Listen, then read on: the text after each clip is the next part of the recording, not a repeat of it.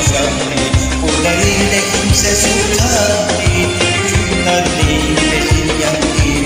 Bu kadar güvenme hiç kendine, kimse şah değil, padişah değil.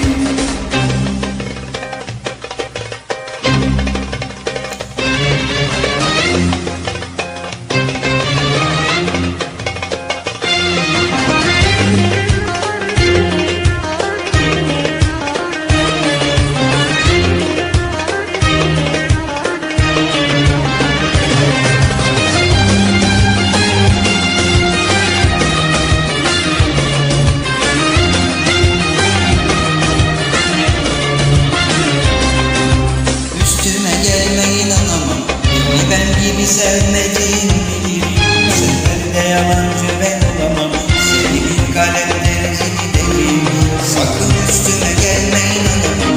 Beni ben gibi sevmediğin bilir, bu sefer de yalancı ben olamam. Seni bir kalemde rezil ederim. Korkuyorum sana aşktan söz etmeye, ben inatçıyım derdim çok. Dostum var hiç dermanım yok. Neler çektim bu dünyada, ben mi yaman ben mi yaman.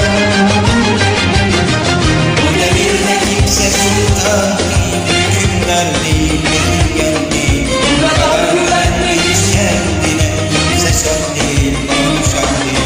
Bu zamanda kimse sultan değil, hükümdar değil, vezir değil. Bu kadar güvenme hiç kendine, kimse şah değil, padişah değil.